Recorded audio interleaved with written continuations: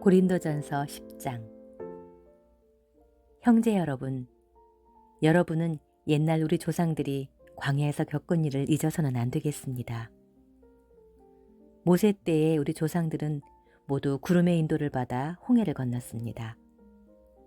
그들은 모두 모세를 따라 구름과 바다 가운데서 세례를 받았고 똑같이 신령한 양식을 먹었으며 똑같이 신령한 물을 마셨습니다. 그들은 이 물을 신령한 바위에서 마셨는데 그 바위는 그들과 함께 계셨던 그리스도였습니다. 그러나 하나님께서 그들 대부분을 기쁘게 여기지 않으셨으므로 그들은 광야에서 멸망을 받았습니다. 이런 일은 우리에게 거울이 되어 우리도 그들처럼 악을 좋아해서는 안 된다는 것을 경고해주고 있습니다. 그들 가운데 어떤 사람들처럼 여러분은 우상을 숭배하지 마십시오. 성경에도 백성이 앉아서 먹고 마시고 일어나 난잡하게 뛰놀았다라고 기록되어 있습니다. 또 그들 가운데 어떤 사람들은 간음하다가 하루에 23,000명이나 죽었습니다. 우리는 그들처럼 간음하지 맙시다. 그들 가운데 어떤 사람들은 주님을 시험하다가 뱀에 물려 죽었습니다. 우리는 그들처럼 주님을 시험하지 맙시다. 그들 가운데 어떤 사람들은 불평하다가 하나님의 천사에게 멸망당하였습니다. 우리는 그들처럼 불평하지 맙시다. 그들이 당한 이런 일들은 다른 사람들에게 본보기가 되었으며 세상 끝날을 눈앞에 둔 우리에게 하나의 경고로서 기록되었습니다. 그러므로 선줄로 생각하는 사람은 넘어질까 조심하십시오. 여러분이 당한 시험은 모든 사람들이 다 당하는 시험입니다. 하나님은 신실하신 분이시므로 여러분이 감당할 수 없는 시험 당하는 것을 허락하지 않으시고 여러분이 시험을 당할 때 피할 길을 마련해 주셔서 감당할 수 있게 하실 것입니다. 우상 숭배에 대한 경고. 사랑하는 여러분, 그러므로 우상 숭배하는 일을 피하십시오. 내가 지각 있는 사람들에게 말합니다. 내가 하는 말을 스스로 판단해 보십시오. 우리가 감사하며 받는 축복의 잔은 그리스도의 피에 참여하는 것이 아닙니까? 우리가 떼는 빵은 그리스도의 몸에 참여하는 것이 아닙니까? 빵이 하나인데 우리가 다 그 빵을 함께 나눠 먹음으로 우리 많은 사람들은 한 몸이 된 것입니다. 이스라엘 사람들을 보십시오. 제물을 먹는 사람들이 제단에 참여하지 않습니까? 그렇다면 우상의 제물이나 우상은 아무것도 아니지 않습니까? 그러나 이방인들이 제사하는 것은 귀신에게 하는 것이지 하나님에게 하는 것이 아닙니다. 나는 여러분이 귀신들과 사귀는 것을 원치 않습니다. 주님의 잔을 마시는 여러분이 귀신들의 잔을 마실 수는 없으며 주님의 식탁에 참여하는 여러분이 귀신들의 식탁에 참여할 수는 없습니다. 우리가 주님을 노엽게 해서야 되겠습니까? 우리가 주님보다 강하단 말입니까? 무엇이든 할 수 있는 자유가 있다고 해서 그것이 다 유익한 것이 아니며 또 그것이 다 덕을 세우는 것도 아닙니다. 누구든지 자기 유익을 생각하지 말고 남의 유익을 생각해야 합니다. 시장에서 파는 고기는 무엇이든 양심에 꺼리낌 없이 먹어도 됩니다. 이것은 땅과 그 안에 있는 모든 것이 다 주님의 것이기 때문입니다. 여러분이 불신자의 초대를 받고 가려거든 차려주는 것은 무엇이든지 양심에 꺼리낌 없이 먹으십시오. 그러나 누가 여러분에게 그 음식이 우상에게 바쳐졌던 것이라고 하거든 말한 사람과 양심을 위해 먹지 마십시오. 내가 말하는 양심은 여러분의 양심이 아니라 다른 사람의 양심입니다. 내 자유가 남의 양심으로 판단을 받아야 할 이유가 무엇입니까? 감사하고 먹으면서 왜 내가 감사하는 그 음식 때문에 남의 비난을 받아야 합니까? 그러므로 여러분은 먹든지 마시든지 무엇을 하든지 모든 것을 하나님의 영광을 위해 하십시오.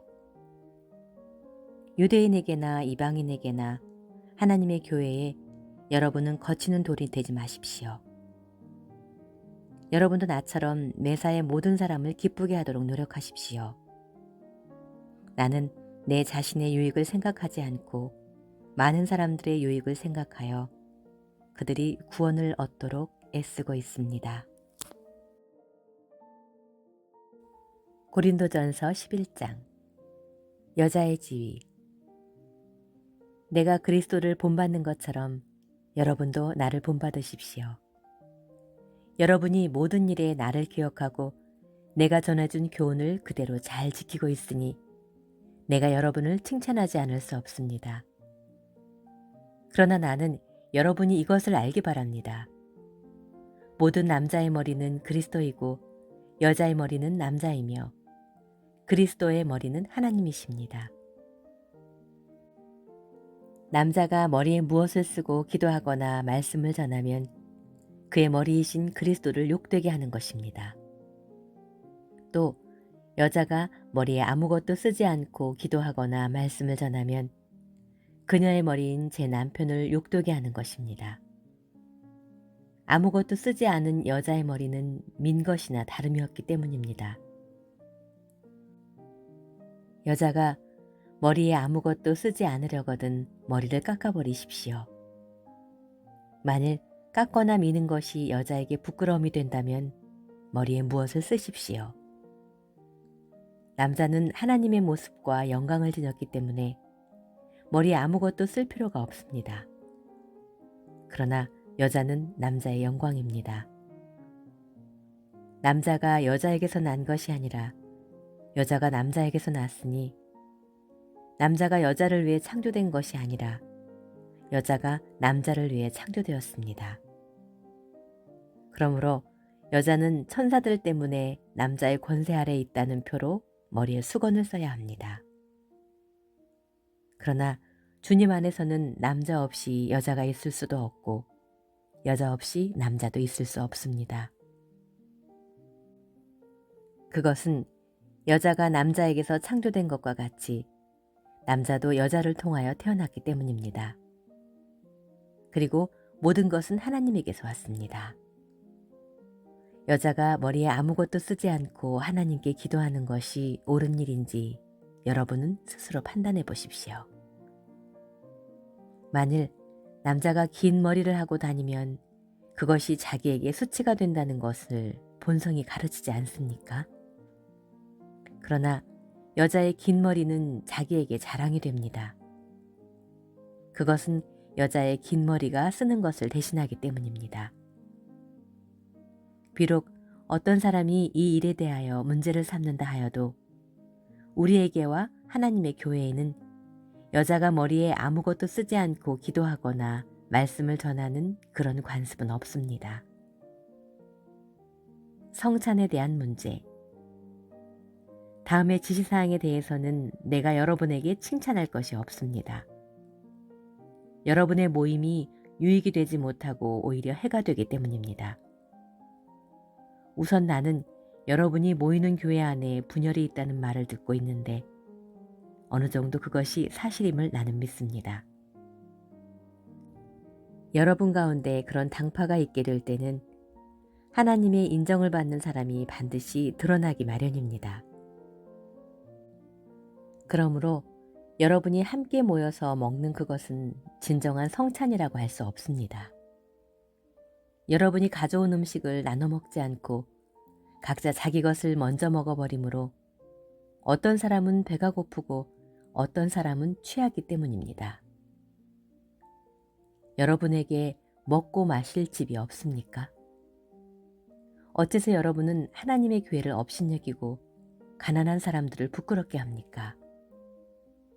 내가 여러분에게 무슨 말을 하겠습니까? 여러분을 칭찬하리라고 생각하십니까? 아닙니다. 나로서는 여러분을 칭찬할 수가 없습니다. 내가 여러분에게 전한 것은 주님에게 받은 것입니다.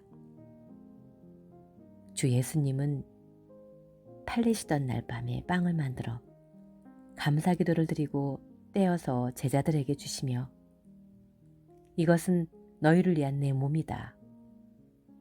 너희는 이것을 행하여 나를 기념하라 하시고 또 저녁을 잡수신 후에 마찬가지로 잔을 들고 이 잔은 내 피로 세우는 새 계약이다.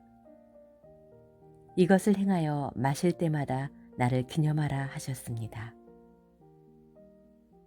여러분은 이 빵을 먹고 이 잔을 마실 때마다 주님의 죽으심을 그분이 오실 때까지 전하십시오. 그러므로 누구든지 함부로 주님의 빵을 먹고 잔을 마시면 그분의 몸과 피에 대하여 죄를 짓게 되는 것입니다. 따라서 여러분은 자신을 살핀 후에 그 빵을 먹고 그 잔을 마셔야 합니다.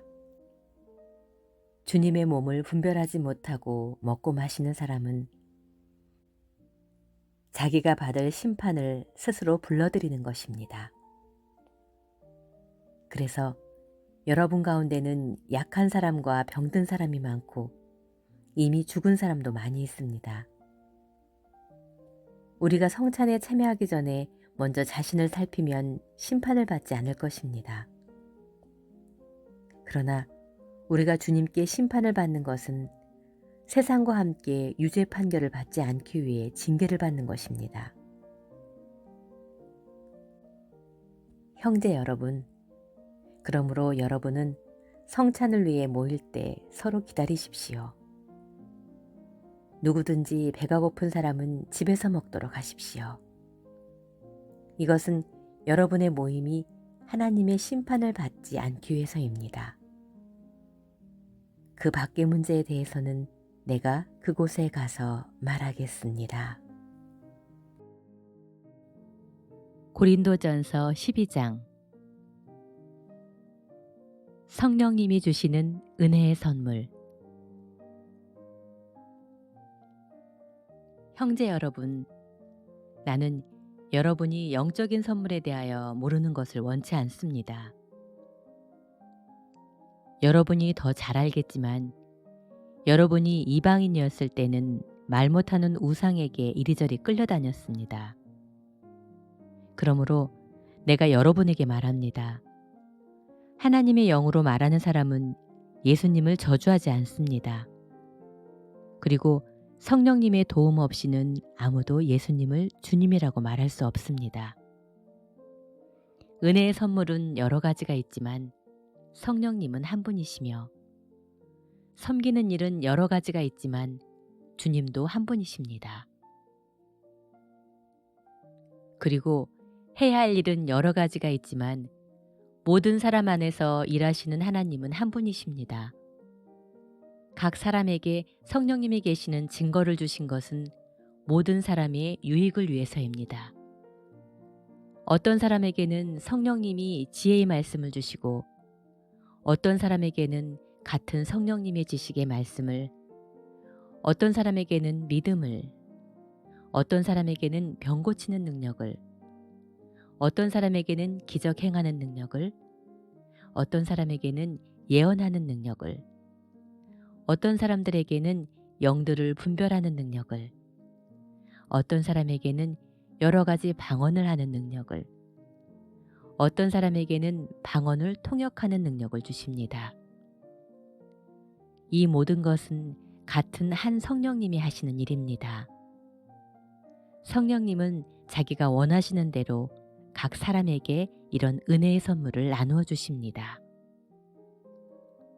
한 몸과 많은 지체.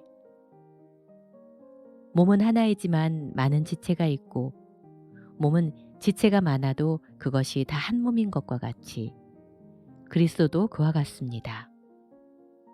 우리는 유대인이든 이방인이든 종이든 자유인이든 모두 한 성령님으로 세례를 받아 한 몸이 되었고 한 성령님을 모시고 있습니다.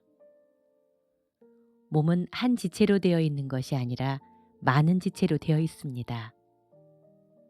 만일 발이 나는 손이 아니므로 몸에 속한 것이 아니다라고 말한다 해서 몸에 속하지 않은 것은 아닙니다. 또 귀가 나는 눈이 아니므로 몸에 속한 것이 아니다라고 말한다 해서 몸에 속하지 않은 것이 아닙니다.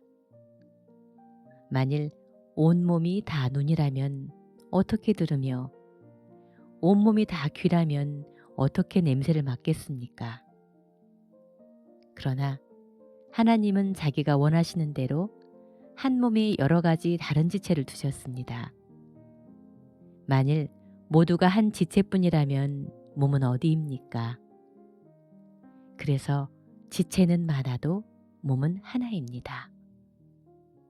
그러므로 눈이 손에게 너는 내게 필요 없다 하고 하거나 머리가 발에게 너는 내게 필요 없다라고 할 수 없습니다. 몸 가운데 약해 보이는 지체가 오히려 더 필요합니다. 우리는 몸 가운데서 별로 중요하게 생각되지 않는 부분을 더욱 중요하게 여기고 또 별로 아름답지 못한 부분을 더욱 아름답게 꾸밉니다.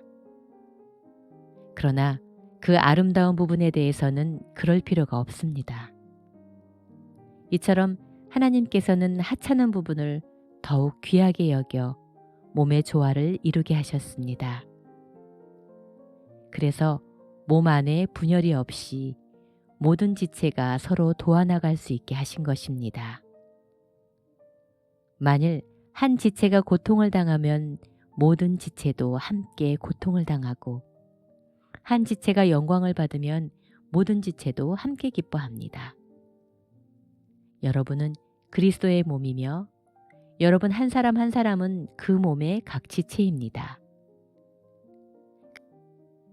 그리고 하나님은 교회 안에 이런 지체들을 세우셨는데 첫째는 사도요, 둘째는 예언자이며 셋째는 교사요.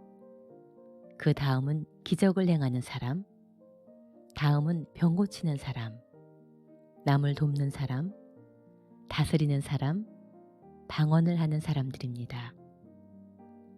모든 사람이 다 사도나 예언자나 교사나 기적을 베푸는 사람은 될 수 없지 않습니까?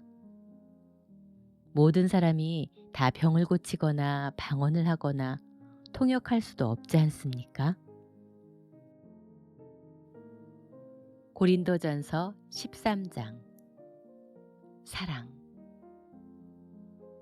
내가 사람의 방언과 천사의 말을 하더라도 사랑이 없으면 소리나는 노새와 울리는 꽹과리에 지나지 않습니다.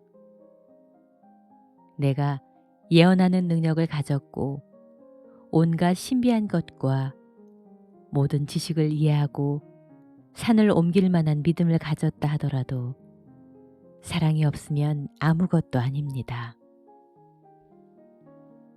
내가 가지고 있는 모든 것을 가난한 사람들에게 나눠주고 내 몸을 불사르게 내어준다고 해도 사랑이 없으면 그것이 나에게 아무 유익이 되지 않습니다. 사랑은 오래 참고 친절하며 질투하지 않고 자랑하지 않으며 잘난 체하지 않습니다. 사랑은 버릇없이 행동하지 않고 이기적이거나 성내지 않으며 악한 것을 생각하지 않습니다. 사랑은 불의를 기뻐하지 않고 진리와 함께 기뻐합니다. 사랑은 모든 것을 참으며 모든 것을 믿으며 모든 것을 바라고 모든 것을 견딥니다. 사랑은 결코 없어지지 않습니다. 그러나 예언도 없어지고 방언도 그치고 지식도 사라질 것입니다. 우리가 부분적으로 알고 부분적으로 예언하지만 완전한 것이 올 때에는 부분적인 것이 없어질 것입니다. 내가 어렸을 때에는 어린아이처럼 말하고 생각하고 판단하였으나 어른이 되어서는 어렸을 때의 일을 버렸습니다. 우리가 지금은 거울을 보는 것 같이 희미하게 보지만 그때에는 얼굴과 얼굴을 맞대고 볼 것이며 지금은 내가 부분적으로만 알지만 그때에는 하나님이 나를 아신 것처럼 내가 완전하게 될 것입니다. 그러므로 믿음, 희망, 사랑, 이 세 가지는 항상 남아있을 것이며 그 중에 제일 큰 것은 사랑입니다. 고린도전서 14장. 예언과 방언. 여러분은 사랑을 추구하고 영적인 선물을 사모하며 특별히 예언을 하도록 하십시오. 방언을 하는 자는 사람에게 말하는 것이 아니라 하나님에게 말합니다. 이것은 아무도 그의 말을 알아들을 수 없는데도 그는 영으로 신비한 것을 말하기 때문입니다. 그러나 예언하는 자는 사람에게 말하여 덕을 세우고 격려하며 위로를 합니다. 방언하는 사람은 자기 덕을 세우지만 예언하는 사람은 교회의 덕을 세웁니다. 나는 여러분이 모두 방언하기를 바라지만 예언하기를 더욱 바랍니다.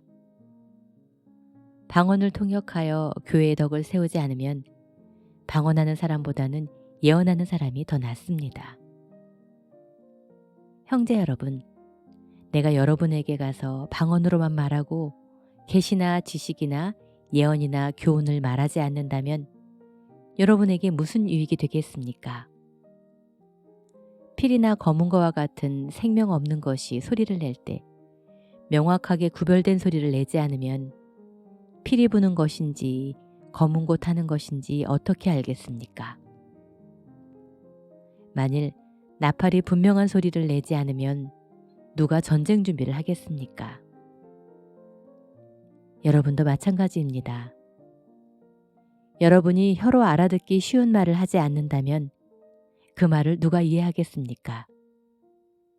그렇게 되면 결국 허공에다 말하는 셈이 됩니다. 세상에는 수많은 말이 있으나 뜻없는 말은 하나도 없습니다. 만일 내가 어떤 사람의 말을 알아듣지 못한다면 내가 말하는 사람에게 외국인처럼 되고 그도 나에게 외국인처럼 될 것입니다. 그러므로 여러분도 영적인 선물을 사모하는 사람들이므로 교회의 덕을 세우기 위해 최선을 다하십시오. 방언하는 사람은 통역하도록 기도하십시오. 내가 만일 방언으로 기도한다면 내 영은 기도하지만 내 마음은 열매를 맺지 못합니다. 그러면 내가 어떻게 해야 되겠습니까? 나는 영으로 기도하면서 마음으로 기도하고 영으로 찬송하면서 마음으로 찬송합니다. 만일 여러분이 영으로만 찬양하고 감사한다면 방언을 모르는 사람들이 여러분의 말을 알아듣지 못하는데 어떻게 여러분의 감사에 아멘 할 수 있겠습니까? 아무리 감사와 찬양을 훌륭하게 드렸다 하더라도 다른 사람에게는 유익이 되지 않습니다. 나는 여러분보다 방언을 더 많이 하는 것을 하나님께 감사하고 있습니다. 그러나 나는 교회에서 1만 마디 방언을 하는 것보다 오히려 남을 가르치기 위해 알아들을 수 있는 5마디 말을 하고 싶습니다. 형제 여러분, 아이들처럼 생각하지 마십시오. 악에 대해서는 어린아이가 되고 생각하는 일에는 어른이 되십시오. 율법에서도 알아들을 수 없는 이상한 말을 짓거려대는 외국 사람을 통해 내가 이 백성에게 말해도 그들은 내 말을 듣지 않을 것이다 라고 주께서 말씀하셨습니다. 그러므로 방언은 믿는 사람을 위한 것이 아니라 믿지 않는 사람을 위한 표이며 반면에 예언은 믿지 않는 사람을 위한 것이 아니라 믿는 사람을 위한 표입니다. 만일 온 교회가 모여서 모두 방언을 하고 있을 때 그것을 모르는 사람들이나 불신자들이 들어와서 여러분을 보면 미쳤다고 하지 않겠습니까? 그러나 모든 사람이 예언을 하고 있을 때 불신자나 방언을 모르는 사람들이 들어오면 그들의 말에 양심의 가책을 받고 자기가 죄인이라는 것을 깨닫게 됩니다. 그리고 자기 속에 숨은 것까지 드러나게 되어 마침내 하나님께서 정말 여러분과 함께 계십니다 하며 무릎을 꿇고 하나님께 경배할 것입니다. 예배 규칙.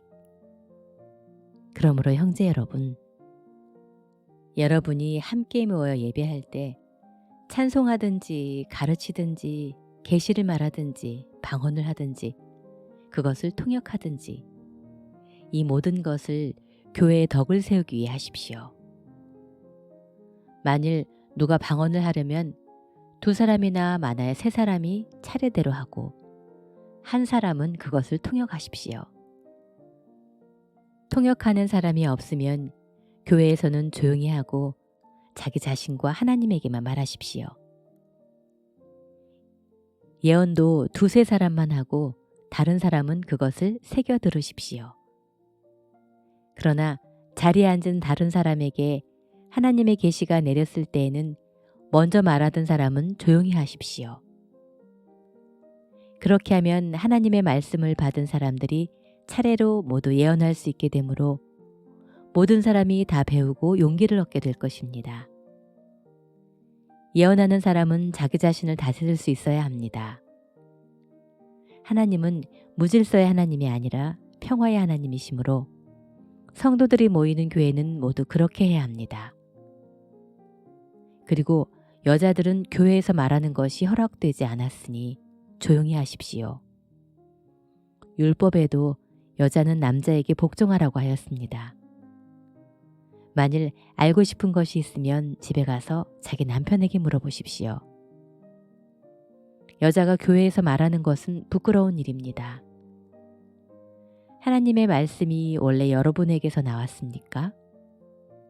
여러분만 하나님의 말씀을 받았습니까? 누구든지 자기를 예언자나 영적인 선물을 받은 자로 생각하는 사람은 내가 여러분에게 한 말이 주님의 명령이라는 것을 아십시오.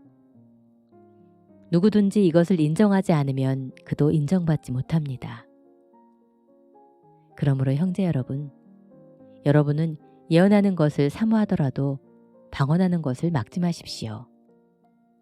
다만 이 모든 것을 적당하고 질서 있게 하십시오.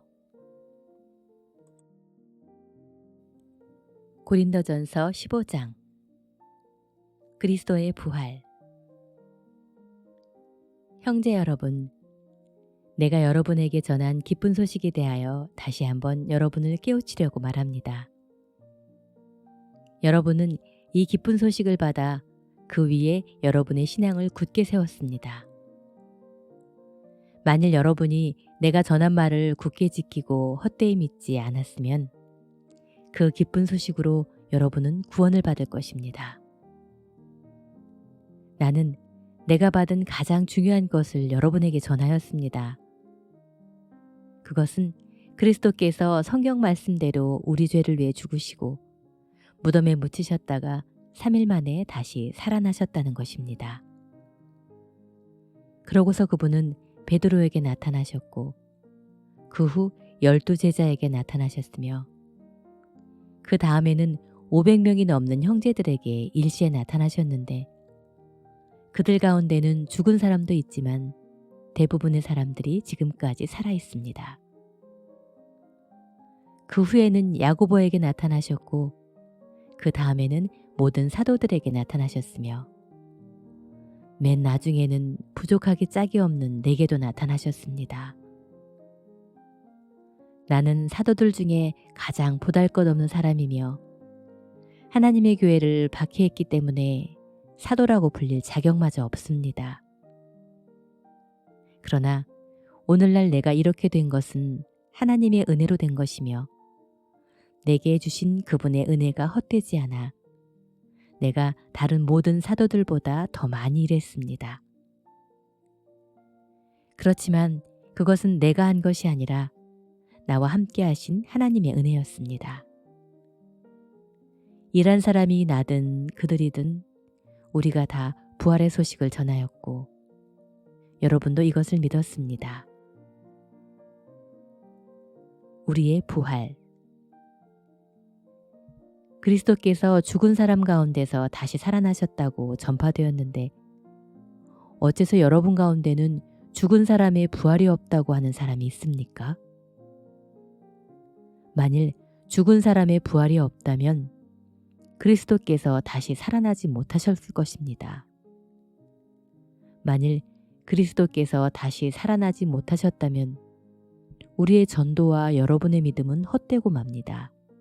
더구나 하나님이 그리스도를 다시 살리셨다고 우리가 증거했기 때문에 우리는 하나님의 거짓 증인이 될 것입니다.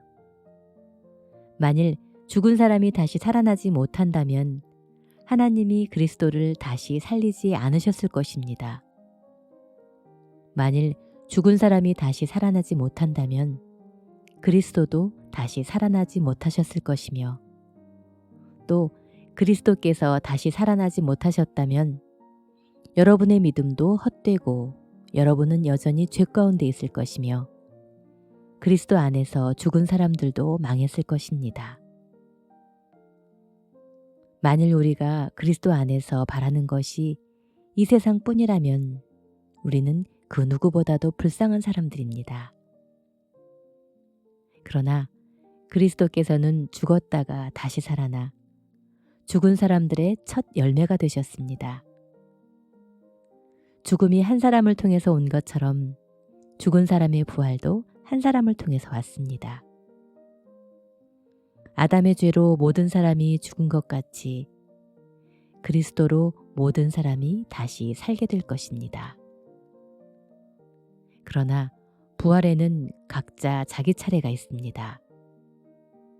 첫째는 첫 열매이신 그리스도이시고 다음은 그리스도께서 다시 오실 때 그분을 믿었던 모든 성도들입니다. 그런 다음 세상의 종말이 올 것이며 그때 그리스도께서는 영계와 지상의 모든 통치권과 권세와 능력을 없애버리고 나라를 하나님 아버지께 넘겨드릴 것입니다.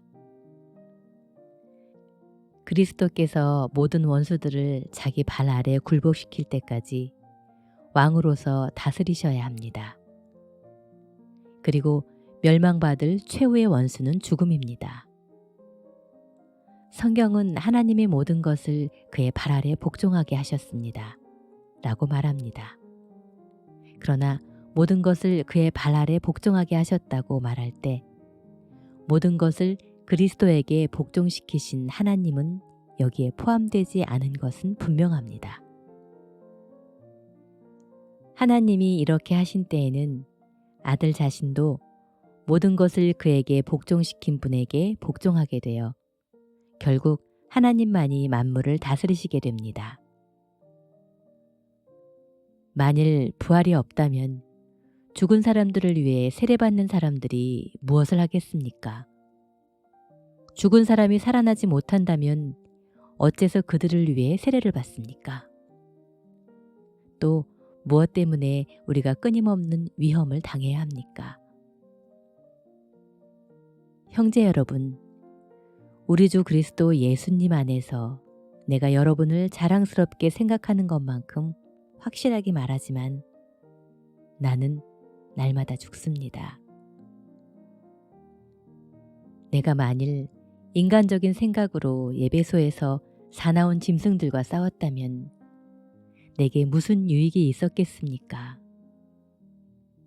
만일 죽은 사람이 다시 살아나지 못한다면 내일 죽을 텐데 먹고 마시자 할 것입니다. 여러분은 속지 마십시오. 악한 친구와 사귀면 좋은 버릇마저 그르치게 됩니다. 정신을 똑바로 차리고 죄를 짓지 마십시오. 여러분 가운데 아직도 하나님을 제대로 알지 못하는 사람이 있기에 내가 여러분을 부끄럽게 하려고 이런 말을 합니다. 부활의 몸. 그러나 죽은 사람이 어떻게 다시 살아나며 어떤 몸을 갖게 됩니까? 하고 묻는 사람이 있을지 모르지만 그것은 어리석은 질문입니다. 여러분이 뿌리는 씨가 죽지 않으면 살아나지 못합니다. 여러분이 뿌리는 것은 형체를 갖춘 식물이 아니라 밀이나 그 밖에 다른 씨앗입니다. 그러나 하나님이 자기가 원하시는 대로 그 씨앗을 하나하나의 본래 형체를 주십니다. 육체라고 해서 다 같은 것이 아니라 사람의 육체와 짐승의 육체와 새의 육체와 물고기의 육체가 각각 다릅니다.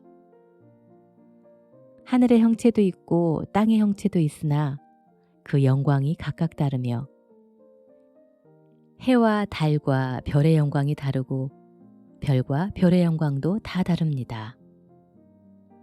죽은 사람의 부활도 이와 같습니다.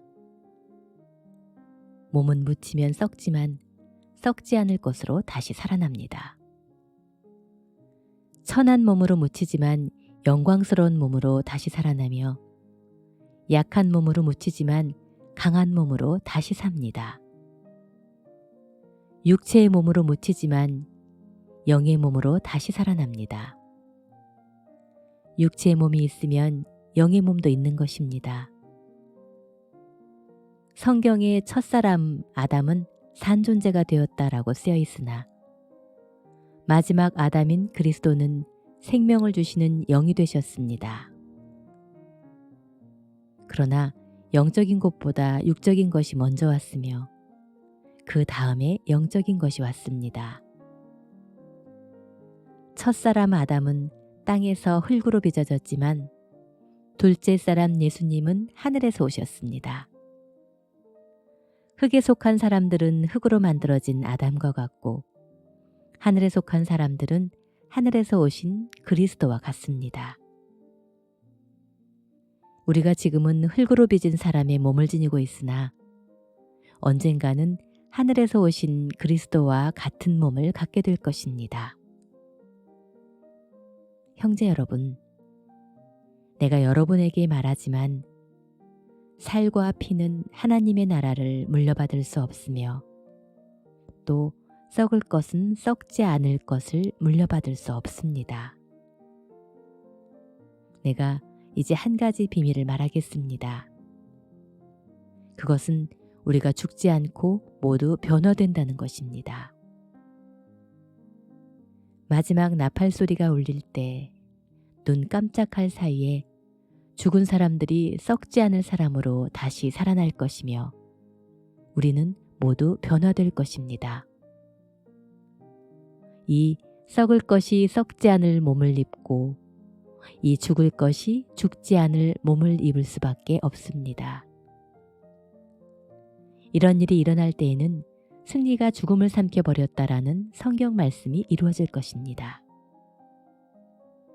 죽음아, 너의 승리가 어디 있느냐?